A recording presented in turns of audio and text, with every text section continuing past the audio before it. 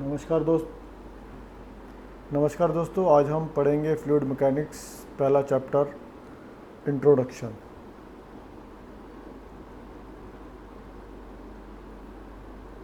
Okay, अब आपको पता है कि मैटर जो होता है, मैटर को consist of either it will be solids और you can divide the matter in two parts, solid and fluids।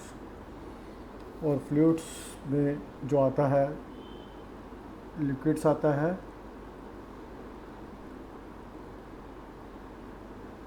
और गैसेस आते हैं। गैसेस में आप कह सकते हैं, गैसेस में एयर हो गया, वेपर हो गया और ऑल द गैसेस। तो fluid mechanics is a branch of science which deals with the fluids, behavior of fluids either at rest or in motion। It is the behavior of fluids either in rest or in motion।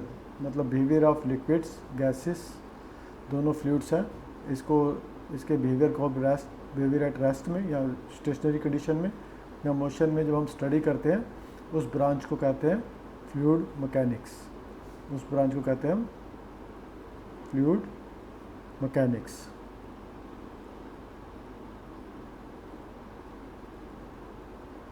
Okay, अब fluid mechanics भी 3 प्रकार की होती है।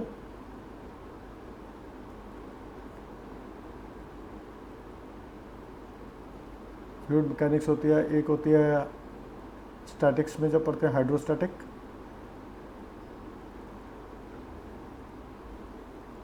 फिर हाइड्रोकाइनेमेटिक्स,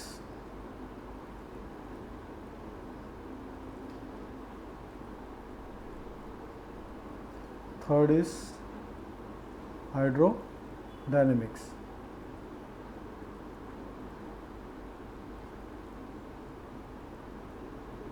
तो जब हम स्टडी करते हैं फ्लूइड को रेस्ट में, तब वो कहलाती है हाइड्रोस्टैटिक्स। जब हम फ्लूइड को स्टडी करते हैं मोशन में, तब कहलाती है हाइड्रोकाइनेमेटिक्स।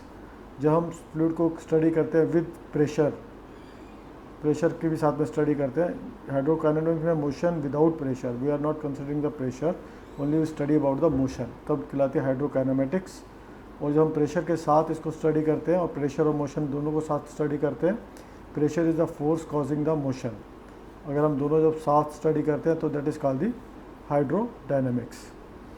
अब फ्लूइड मैकेनिक्स को आपने देखा कि fluid is a study of solids and gases. अब नेक्स्ट पार्ट इज़, अगर हम फ्लूइड मैकेनिक्स को जब भी स्टडी करते हैं तो हमें यूनिट्स का खास ध्यान रखना पड़ता है। एक होता है जैसे mass, one is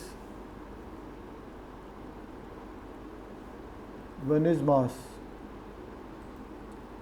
one is that is मास।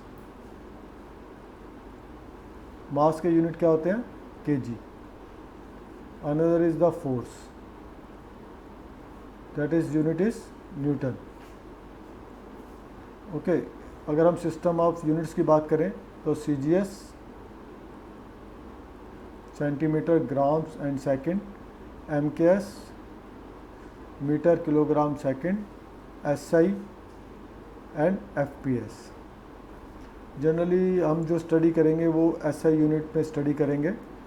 तो SI और MKS में जो CGS में थोड़ा सा ध्यान देंगे, लेकिन बेसिकली जो ये हम यूनिट पढ़ेंगे वो SI यूनिट में, सिस्टम ऑफ इंटरनेशनल सेंटर। तो मास के KG and force is Newton. तो इन दोनों का फ़र्क तो आपको पता ही है।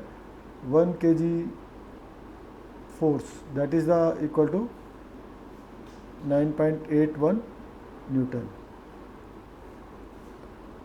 ये 1 kg फोर्सेस जो है that is in MKS unit, that is in MKS unit. Mass is 1 kg। What is the 1 Newton? 1 Newton is a force that 1 kg mass को जब हम एक्सेलरेशन देते हैं 1 मीटर पर सेकंड स्क्वायर का, then it is called the 1 newton. तो आपको सिर्फ ये ध्यान रखना है, जब मास के यूनिट की बात करें तो मास केजी में होगा और फोर्स जो होगी न्यूटन में होगी।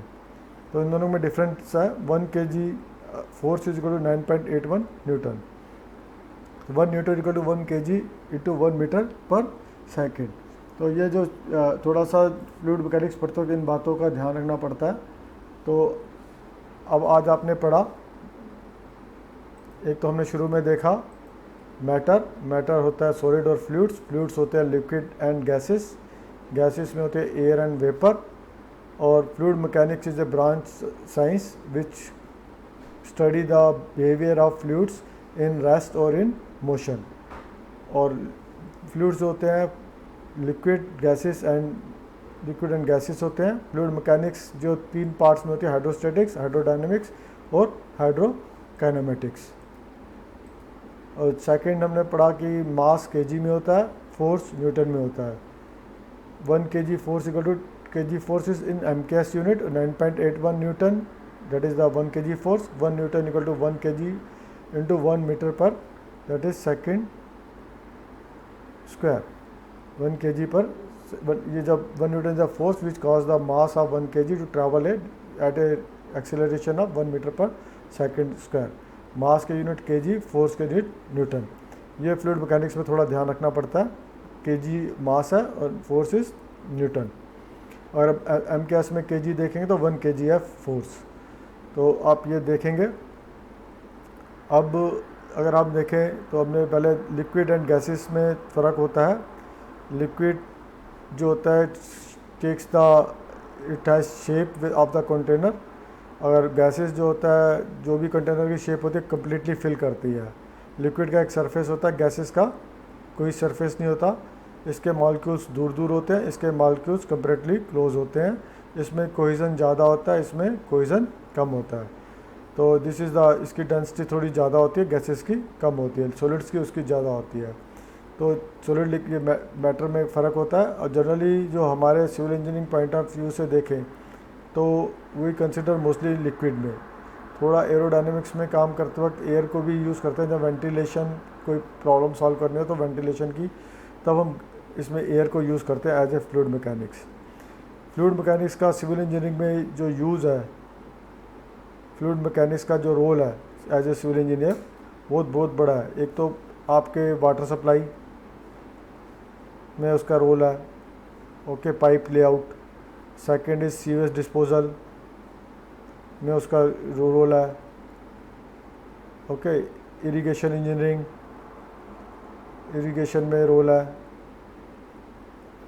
ओके। और तो हाइड्रोलिक्स में जैसे कोई भी पाइप में हो गया, पाइपिंग सिस्टम, किसी भी प्लम्बिंग सिस्टम जो करना, पाइपिंग सिस्टम में इसका रोल है, okay. This is the role of storm water drainage.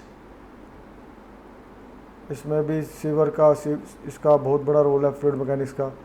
तो हमारी ज़िंदगी में हमारे एज ए सिविल इंजीनियर इसका रोल बहुत ज़्यादा फ्लूइड मैकेनिक्स का। तो दैट इज़ आवर रोल। और आगे हम फ्लूइड मैकेनिक्स को डिटेल में पढ़ेंगे। Thank you.